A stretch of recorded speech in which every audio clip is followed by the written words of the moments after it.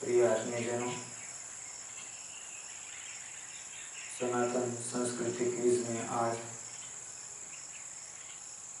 तीसरा चर्चा करेंगे।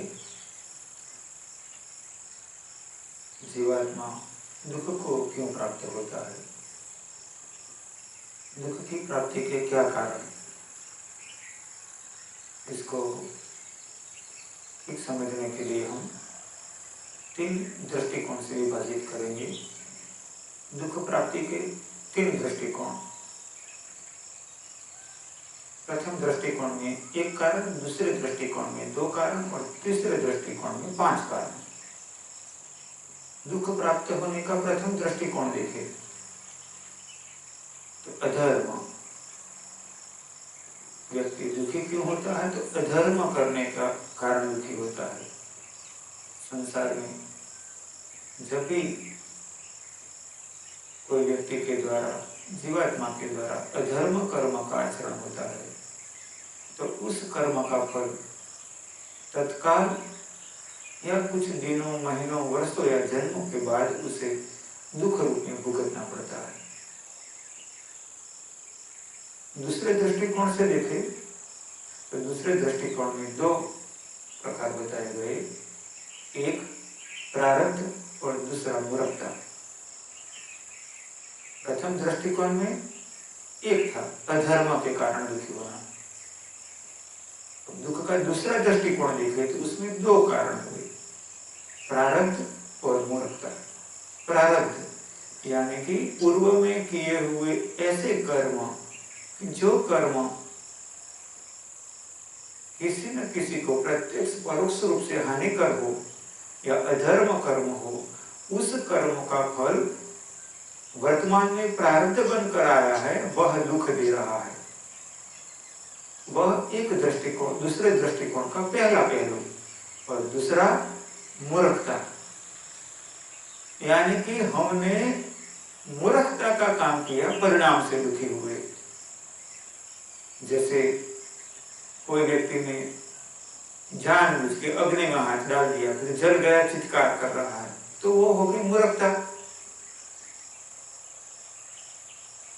कोई व्यक्ति ने किसी व्यक्ति को गाली गलौज कर दिया और जिसे गाली गलौज किया था उसने उसको 2-4 तमाच लगा दी, वह हो गई मूर्खता का कारण। तो मूर्खता हम अपने अकेले होने पर भी व्यवहार में मूर्खता कर लेते हैं। कभी चाकू से हम कोई चीज को काट रहे थे और वो सरलता से कटे, ऐसा नहीं था, और हमने ज्यादा प्रयोग किया तो वस्तु तो नहीं कटी, किंतु अंगुली कट गई, वो हो गई मूर्खता। हम गाड़ी चला रहे थे, गाड़ी की स्पीड इतनी ज्यादा थी कि हमें लग रहा था कि आकस्मिक कुछ आ जाएगा तो गाड़ी को कंट्रोल करना मुश्किल है, फिर भी हम तेज गति की मजा ले रहे थे और कोई घटना ऐसी घट गई कि हमें तत्काल गाड़ी पर कंट्रोल करना पड़ा, हो नहीं पाया और परिणाम से कहीं पर टकरा गई, वह हो गई मूर्खता। काम, क्रोध, लोभ, मोह, मद, मत्सर इत्यादि के कई आवेगों में हमें पता चला कि इसका परिणाम दुखकर होने वाला है, फिर भी हमने अपने आवेगों को कंट्रोल नहीं किया और वो आवेगों को वहां तक ले गए कि परिणाम में वो दुख रूप बनकर आ गए, वह हो गई मूर्खता। तो ऐसे हम अपने जीवन में अनेकों बार मूर्खता करते रहते हैं, जानबूझकर भी मूर्खता करते हैं और कभी मूर्खता अनजाने में भी हो जाती है। फिर पता चलता है कि मैंने इतना समझदार व्यक्ति फिर भी मैंने ऐसी मूर्खता वाला काम क्यों किया। तो प्रथम दृष्टिकोण था अधर्म कर्म के कारण दुख मिलना। दूसरा दृष्टिकोण में दो थी, प्रारब्ध और मूर्खता। प्रारब्ध यानी कि पूर्व में किए गए ऐसे कर्म के जिसका कर्म फल दुख बनकर हमें वर्तमान में प्रारब्ध के रूप में मिला है, या तो हमने दूसरा प्रकार यानी कि मूर्खता वाले काम किए परिणाम से दुख मिला है। कोई व्यक्ति ने कोई चीज स्वाद में अच्छी नहीं लगती थी, उसको इसलिए नहीं खाया, या तो कोई चीज स्वाद में अच्छी लगती थी इसलिए ज्यादा खाया। परिणाम यह हो गया कि जो नहीं खाया था उसके शरीर में कमी हो गई, परिणाम से दुखी हुआ। या तो जो ज्यादा खाई थी उसकी ज्यादा हो गई उसी तत्व की, परिणाम से दुखी हो गया, वह भी हो गई मूर्खता। कई बार लोग ज्यादा खाकर फिर दुखी होते हैं, किसी को खाना नहीं मिलता इसलिए दुखी होते हैं। और संसार में ऐसे भी लोग होते हैं कि जो ज्यादा खा के दुखी हो रहे हैं, इकड़म तिकड़म खा के दुखी हो रहे हैं। पहले जाते हैं ऐसी जगह पर कि जहां जो चीजें नहीं खानी चाहिए पैसा देकर वो चीजें खाते हैं, और इसके बाद में फिर उसी खाई हुई चीजें उनको दुख देती है। कभी स्वास्थ्य के कारण दुख देती है, या तो वह जो चीजें खाई थी उस खाने में जो बनाया गया था वो अधर्म से प्राप्त की हुई चीजों से बनाया गया था, या तो प्राप्त किए हुए द्रव्य से बनाया गया था। परिणाम से वह कर्म फल बनकर दुख रूप आ गया। तो पहले तो उसने मूर्खता की खाने में पैसा दिया और स्वाद का मजा लिया, और इसके बाद फिर उसके कारण या तो स्वास्थ्य में दुख आया या तो व्यवहार में दुख आया। कोई व्यक्ति कोई नौकरी कर रहा था, उसको कायदेसर का जो पैसा मिलना चाहिए वो पगार के रूप में मिल रहा था, किंतु उसने कुछ लोभ लालच में ज्यादा पैसा छीनने का प्रयत्न किया, या तो सामने वाले को समझाकर कुछ लालच देकर और अन्य प्रकारों से उसके अधिकार से ज्यादा पैसा ले लिया। और व्यक्ति खुश हुआ कि मुझे इतना ज्यादा पैसा मिल गया, मैं धनवान हुआ, मैं सुखी हुआ। वास्तव में उसने मूर्खता की, क्योंकि उसने जो किया उसका परिणाम थोड़े वक्त के बाद दुख आ जाता है। किसी व्यक्ति ने किसी को वचन दिया, दान देने का वचन दिया, तब आवेश आ गया, खुशी हो गई कि या तो एक इच्छा पैदा हो गई कि मुझे ये करना चाहिए। दान कई प्रकार से हो सकते हैं, धन का दान, चीज वस्तुओं का दान, गौदान, भूमि दान, जीवन दान, समय दान।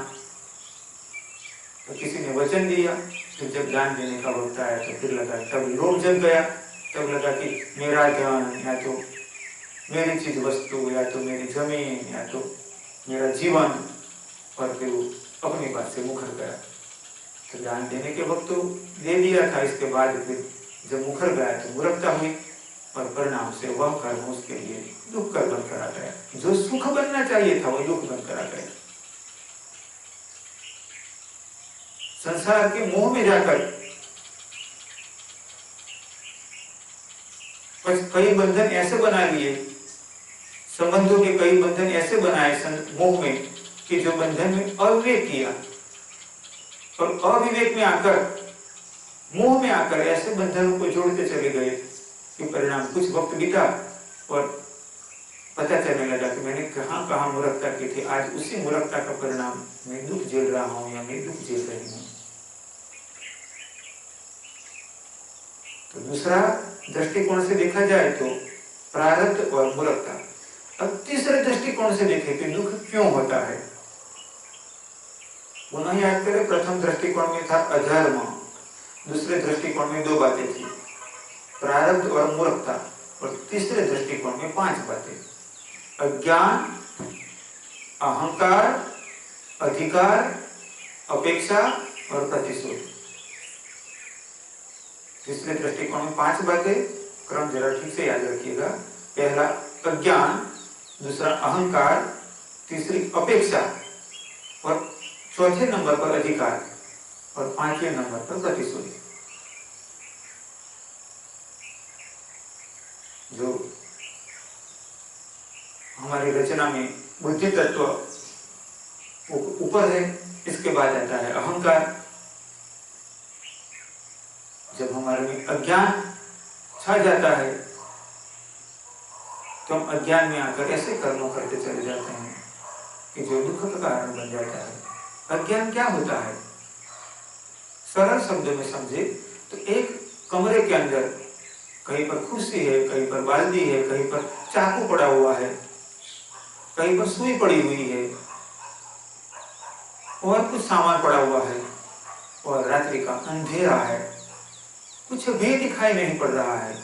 खुले पैर वहां से जाना है, पैर में स्लीपर या खड़ा इत्यादि कुछ पहना हुआ नहीं है और अंदर से जाते हुए चाकू के ऊपर पैर गिर गया है तो पैर रख दिया, परिणाम से पैर में चाकू लग गया, घायल हो गए। वही कमरे में वही चीजें जैसे कि वैसे पड़ी हुई थी और कमरे में प्रकाश था, बिजली के कारण बल्ब जल रहा था या तो दिया जल रहा था और सब चीजें ठीक से दिखाई पड़ रही थी कि यहाँ बाल्टी है, यहाँ पर चाकू है, यहाँ पर सुई है, यहाँ कुर्सी है, दूसरा सामान पड़ा हुआ है। हम सरलता से निकल गए, कोई दिक्कत नहीं हुई, चाकू न लगा, न सुई, न कुछ चीजें टूटी और हम सरलता से वहां से ठीक से निकल गए, सुरक्षित निकल गए। तो ज्ञान वह प्रकाश है कि जो हमें सुरक्षित और उत्तम रीति से इस संसार से साविज्ञा या विमुक्त बाहर निकाल देता है। इसीलिए हमारे ऋषियों ने कहा कि हे ईश्वर, हमें अज्ञान से ज्ञान की ओर ले चलो, अंधकार से प्रकाश की ओर ले चलो, मृत्यु से अमरता की ओर ले चलो। तीसरे दृष्टिकोण में पहला दुख का कारण है अज्ञान। अज्ञान को दूर करने के लिए जरूरत होता है, जैसे अंधकार को दूर करने के लिए उजाला करने की जरूरत होती है, जैसे अज्ञान को दूर करने के लिए ज्ञान रूपी प्रकाश की जरूरत होती है, जो शास्त्रों के अभ्यास से, जो संतों के, विद्वानों के संत से प्राप्त होता है। उनकी सेवा करने से, उनके अनुग्रह के द्वारा प्राप्त होता है, चिंतन मनन इत्यादि के द्वारा प्राप्त होता है, अभ्यास से प्राप्त होता है, अनुभव से प्राप्त होता है। तो तीसरे दृष्टिकोण में दुख का पहला कारण है अज्ञान। दूसरा कारण है अज्ञान के बाद अहंकार। अज्ञान से पैदा होता है अहंकार और उस अहंकार में व्यक्ति अंधे की भांति बन जाता है। जैसे कहा ना, कामी क्रोधी लोभी तीन अंधे होते हैं। काम में कुछ पता नहीं चलता है, क्रोध में भी कुछ विवेक का पता नहीं चलता है, काम में विवेक का पता नहीं रहता है, क्रोध में विवेक का पता नहीं रहता है और लोभ में भी विवेक का व्यक्ति को पता नहीं रहता है और अधर्म कर देता है। अहंकार में व्यक्ति विवेकहीन बन जाता है और विवेकहीन व्यक्ति अहंकार में अंध बना व्यक्ति कभी कभार ऐसा व्यवहार करता है, ऐसे कर्म करता है जिसके फलस्वरूप उसको वर्तमान जन्म में या तो आने वाले जन्म में या तो जन्मों तक दुख झेलना पड़ता है।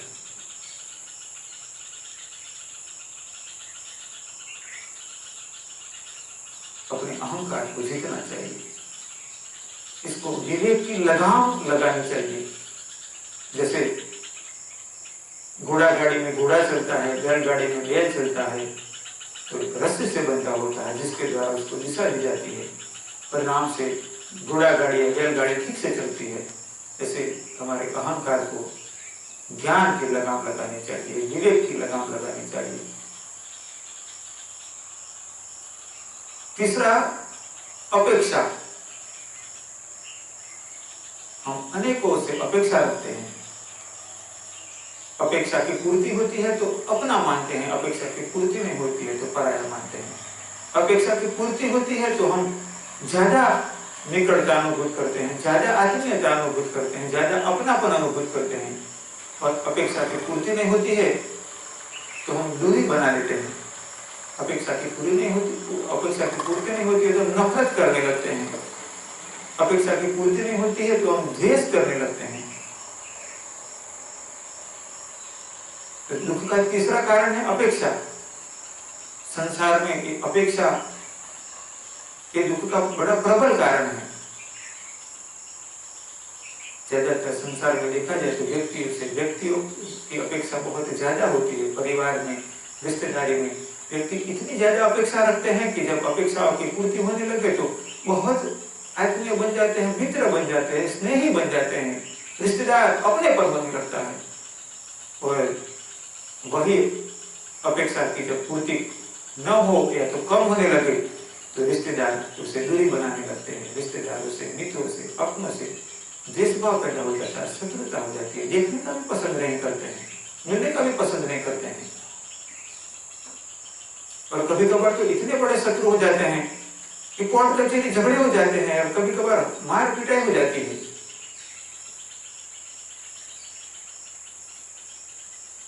और ज्यादातर ऐसे कहते हैं रिश्तेदारी में कि मुझे अपेक्षा नहीं थी तो फिर दूरी भी कहां से आई? अपेक्षा नहीं थी तो द्वेषभाव कहां से आया? अपेक्षा नहीं थी तो शत्रुता कहां से आई?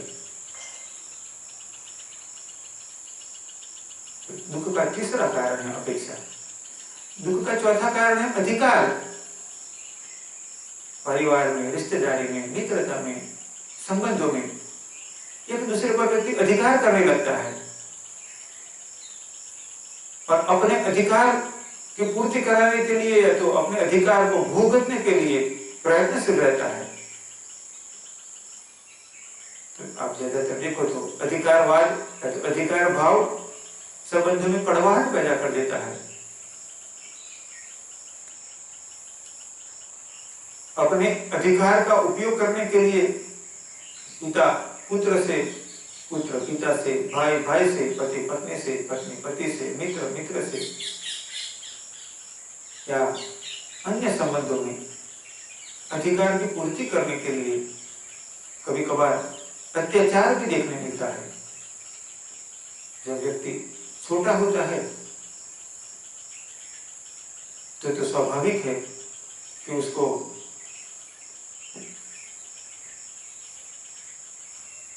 उसकी स्वतंत्रता कम और हमारे बड़ों के विवेक से जीवन जीने के लिए उसको प्रेरित किया जाए। किंतु जब व्यक्ति बड़ा हो जाता है तब भी उम्र में बड़ा होने के बाद भी या तो शादी होने के बाद पति पत्नी में, जब बच्चा बड़ा हो जाता है तो पिता माता में, या जब रिश्तेदार मित्रों में अधिकार के कारण कभी कभार ऐसा देखने मिलता है कि अधिकार की पूर्ति न होने पर शत्रुता भी बन जाती है, झगड़े हो जाते हैं, पति पत्नी को छोड़ देती है, पत्नी पति को छोड़ देता है। कई बार ऐसे झगड़े आते हैं कि क्यों न माने वो, क्यों न माने। हम वर्तमान काल में देखते हैं कि दुनिया के कई देशों में लोकशाही स्थापित होती चली जा रही है, यानी स्वतंत्रता। एक व्यक्ति ने एक बैल को रस्सी से बांध दिया और वो रस्सी को किल से बांध दी। अब वो बैल कितना घूमेगा? जितनी रस्सी लंबी इतने विस्तार में बैल घूमेगा। यदि बैल को थोड़ा ज्यादा घूमने देना हो तो रस्सी को थोड़ी लंबी करो, यानी कि उस रस्सी से दूसरी रस्सी बांध दो। या तो रस्सी लंबी है किंतु हमने थोड़ी लंबी रखकर बाकी को कील से बांध रखी है, तो थोड़ा खोल कर ज्यादा लंबी रस्सी रहे ऐसे बांधो। तो रस्सी को जितनी लंबी रखोगे और कील से बांध रखोगे बैल को, इतने रस्सी की लंबाई जितने विस्तार में बैल घूमेगा। संबंधों में भी इसी प्रकार की स्थितियां देखने मिलती है। अधिकार भाव इतना प्रबल हो जाता है और अधिकार भाव की पूर्ति नहीं होती है तो या तो अधिकार रखने वाला या तो अधिकार की पूर्ति न करने वाला मानसिक अवसाद में चला जाता है, दुखी रहता है। पिता चाहता है कि मेरा पुत्र ऐसा ही करे। मैंने बहुत देखा ऐसे संसार में, अनेकों परिवार में मैंने ऐसे देखा कि जब संतान भक्ति की ओर आगे बढ़ता है तो छोटा बच्चा होता है, भगवान की भक्ति करता है तो परिवार खुश होता है। मेरा बेटा गायत्री मंत्र बोलता है, मेरा छोटा बच्चा देखो ओम का उच्चारण करता है, अभी तो 2 साल का है, अभी 3 साल का है, वो गायत्री मंत्र बोलता है। देखो मेरा बच्चा अभी 7-8 साल का है और हनुमान चालीसा बोलता है। मेरा बच्चा अभी 10 साल का है और यज्ञ कर लेता है, बड़े खुश होते हैं। और वही बच्चा जब 17, 18, 20 साल का हो जाए, 22, 25 साल का हो जाए, भगवान की ओर ज्यादा आगे बढ़ने लगे और उसकी इच्छा हो कि मैं धर्म के मार्ग पर आगे बढ़ो, साधु बनो, आत्म कल्याण करो, तो जो पिता माता पहले खुश होते थे वही कहते हैं कि नहीं, तू ऐसा नहीं कर सकता है, तुझे ऐसा नहीं करना चाहिए, तू गलत है। स्थिति आप मैंने भी मेरे जीवन में देखी थी कि स्वाभाविक है कि परिवार की अपेक्षा होती है, उनके वो अपने अधिकार को प्रबलता पूर्वक आगे रखने का प्रयत्न करते हैं। फिर मैंने समझाया था कि क्या शंकराचार्य ने भी तो संन्यास दीक्षा प्राप्त की थी, शंकराचार्य भी सन्यासी बने थे ना, सन्यासी थे ना, रामानुजाचार्य थे, कितने अनेक संत महात्मा हो गए हमारे सनातन धर्म में। उनके भी तो परिवार थे, उनके भी तो माता पिता थे, उनके भी रिश्तेदार थे, उनके घर में भी अनुकूलता प्रतिकूलता थी, किंतु उनके माता पिता ने, उनके परिवार ने उनको मंजूरी दी। हमारे शास्त्रों ने जो 4 पुरुषार्थ कहे हैं, धर्म और काम और मोक्ष, इसमें धर्म पुरुषार्थ के द्वारा हम सुखी जीवन जी सकते हैं, उत्तम जीवन जी सकते हैं। वर्तमान जन्म में और आने वाले जन्मों में हमारा सुखरूप प्रारब्ध निर्माण होता है, किंतु इस संसार के बंधनों से मुक्त होने के लिए हमें चौथा पुरुषार्थ करना पड़ेगा, मोक्ष पुरुषार्थ। धर्म पुरुषार्थ के द्वारा सुखी श्रेष्ठ जीवन को बार बार जन्मों में प्राप्त किया जा सकता है, किंतु इस संसार बंधन से मुक्त होने के लिए मोक्ष पुरुषार्थ की आवश्यकता है, ऐसा हमारे शास्त्रों ने समझाया। तो वो अधिकार भाव, जो बच्चा छोटा था भक्ति भजन करता था तो अच्छा लगता था, वही बच्चा बड़ा होकर यदि कहता है मुझे साधु बनना है,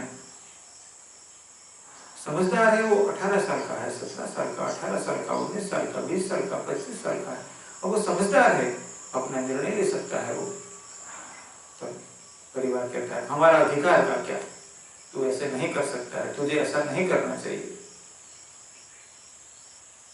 तो हमें सोचना चाहिए कि क्या हमारा अधिकार ऐसा भी तो नहीं हो जाए, क्या हमारा अधिकार इतना प्रबल हो कि जो हमारे आत्मीय जनों को, हमारे पुत्र पुत्री, पति पत्नी, भाई बहन के कल्याण के रास्तों को अवरुद्ध करने लगे, तो गलत हो गया, दुख का कारण बन जाएगा हमारे लिए भी और उनके लिए भी। अधिकार पति पत्नी में अधिकार होता है, भाई भाई में अधिकार होता है, और अधिकार की प्रबलता में पति पत्नी में झगड़े हो जाते हैं। पति चाहता है कि मैं चाहता हूँ ऐसे मेरी पत्नी क्यों ना रहे, पिता चाहता है मैं चाहता हूँ ऐसे पुत्र क्यों न रहे, माता चाहती है मैं चाहता हूँ ऐसे बेटी या बहू क्यों न रहे, और फिर वो झगड़े बन जाते हैं। मित्र चाहता है कि मित्र ऐसा क्यों ना करे, और फिर वो पूर्ति न होने पर झगड़े हो जाते हैं या तो दूरी बन जाती है। दूरी दुख का चौथा कारण है अधिकार, और 5वां दुख का कारण है प्रतिशोध, कि जब हम चाहते हैं ऐसा ना हो, या तो जिस कारण से हमें दिक्कत पहुंची है तो हम ठान लेते हैं कि मैं उसको भी दिक्कत पहुंचाऊंगा, या तो उसको भी दुखी करूंगा, या तो उसको उस स्थिति तक ले जाऊंगा, या तो उसको उस स्थिति तक ले जाऊंगी कि जिससे वो इतना दुखी हो कि जितना मैं चाहता हूँ या जितने मैं चाहती हूँ। और हमारा जिंदगी कल्याण पथ पर आगे बढ़ने की जगह, धर्म पथ पर आगे बढ़ने की जगह किसी व्यक्ति या किसी जाति या किसी प्रदेश के लोग या तो व्यक्ति समूह को दुखी करने के पीछे लग जाते हैं। ये हुआ प्रतिशोध। ये 5 दुख के कारण हैं। अज्ञान दुख का कारण है, क्योंकि अज्ञान अंधकार के समान होता है। अहंकार दुख का कारण है, क्योंकि अहंकार में हम अविवेक अभिनयी बन जाते हैं और ऐसे कार्य कर देते हैं, बड़ों का अपमान करना, पूज्य जनों का अपमान करना, देवों का अपमान करना, तुच्छकार करना, गरीबों को, दुखी पीड़ितों को अपमानित करना, पशु पक्षियों को पीड़ित करना। अहंकारवश अनेकों लोग ऐसे भी कार्य करते चले जाते हैं, परिणाम लंबे वक्त तक दुख झेलते हैं, कभी कभार जन्मों तक दुख झेलते हैं। अज्ञान, अहंकार, तीसरा अपेक्षा, अपनों से अपेक्षा और अपेक्षा की पूर्ति न होने पर द्वेष, नफरत, शत्रुता और दुख बढ़ जाना। और व्यक्ति अब अपनी अपेक्षा पूर्ति न होने के कारण खुद ही डिप्रेशन में चला जाता है, अवसाद में चला जाता है, वो दुखी रहता है कि उसने ऐसा क्यों किया, कि जैसे मेरी अपेक्षा थी ऐसा काम क्यों नहीं किया। चौथा, अधिकार में भी ऐसा होता है कि व्यक्ति खुद दूसरों पर अधिकार करना चाहता है और अपना अधिकार दूसरों पर स्थापित नहीं कर पाता है, तो व्यक्ति खुद डिप्रेशन में चला जाता है। तो हम चाहते हैं कि मैं चाहता हूं ऐसे और लोग रहे, और वो ऐसे नहीं रहते हैं, इसीलिए मैं दुखी हूं, इसीलिए मैं अवसाद में चला जा रहा हूं। हमारे दुख की जगह तो हमारा ज्ञान है ना, हमारा अधिकार है, अपेक्षा है, अहंकार है। और 5वां प्रतिशत दुनिया को पीड़ित करने के लिए, दूसरों को पीड़ित करने के लिए, दूसरों को दुखी करने के लिए हम अपनी जिंदगी की शक्ति लगा देते हैं, अपनी बुद्धि लगा देते हैं। ये 5 कारण स्वयं पैदा किए हुए दुख के कारण है। तो दुख के कारण 3 दृष्टिकोण से देखे। प्रथम दृष्टिकोण से एक कारण अधर्म के कारण व्यक्ति वर्तमान में या भविष्य में दुखी होता है। दूसरे दृष्टिकोण में 2 कारण प्रारब्ध से, यानी कि पूर्व में किए हुए ऐसे कर्म जिसके कारण दूसरों को प्रत्यक्ष परोक्ष रूप से दुख पहुंचाया, तो ऐसा कर्म हुआ कि जिसके कारण वर्तमान में या भविष्य में दुख प्राप्त हो। तो वह प्रारब्ध के कारण दुखी होना, या तो मूर्खता युक्त कर्म के कारण दुखी होना। और तीसरे दृष्टिकोण में 5 कारण, अज्ञान के कारण, अहंकार के कारण, अपेक्षा के कारण, अधिकार के कारण या प्रतिशोध के कारण दुखी होना। हम सब याद रखें कि हमारे द्वारा ये दुख के कोई कारण पैदा न हो। तो ये तीनों दृष्टिकोण के कुल मिलाकर 8 कारणों को ठीक से याद रखना, प्रयत्न करना कि आपके द्वारा इस 8 कारणों पैदा ही न हो, तो उसका निवारण हो जाए। अंत में ईश्वर से प्रार्थना करता हूँ हम सबको ऐसी शक्ति दे कि हम स्वयं दुख के कोई कारण को निर्माण न करें और दूसरों के जीवन में दुख हो ऐसे कारण निर्माण करने में प्रत्यक्ष परोक्ष कोई भी कार्य न करें। तो सबका मंगल हो, सबका मंगल हो।